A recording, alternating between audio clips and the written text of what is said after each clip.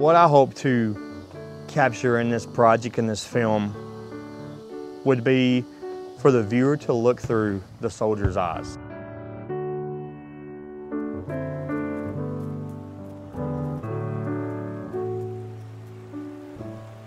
It was always a big deal for them back then to do a river crossing, especially one as infamous as the Shoals area, the Tennessee River there.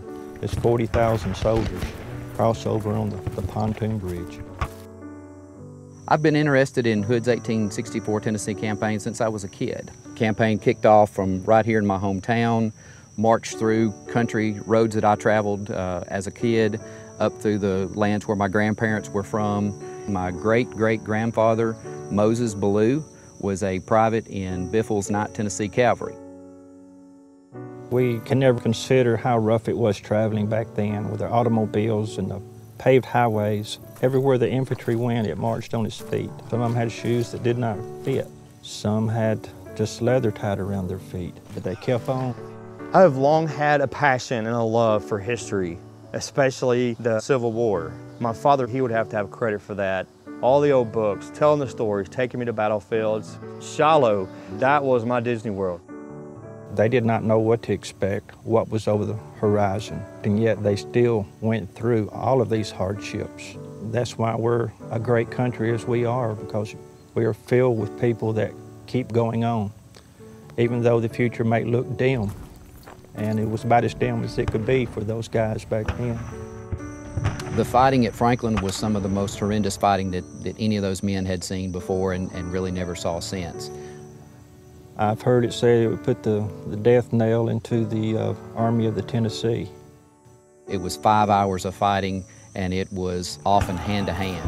Multiple instances of men having their heads bashed in with musket butts, men being bayoneted. Men were charging right up into the mouths of those cannons that were loaded with double canister. There's one story of a drummer boy from Missouri who charged one of the cannons and put a fence rail into the cannon, hoping to spike it so it couldn't be fired. And about that time, the gunner pulled the lanyard, and they just mentioned that he completely disappeared in a pink mist.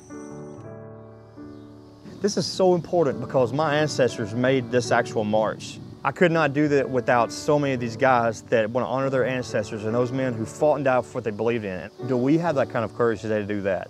Since we are speaking for people that can no longer speak for themselves, it's just so important that we do this accurately.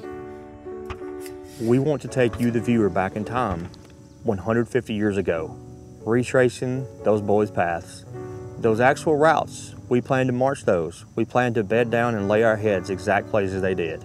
We want you to see where their skirmishes were. We want you to go and see where the battles of Columbia and Spring Hill were. And the weather was so harsh, they were so hungry, and they were missing home so bad. But their spirits were high, and they could not be stopped.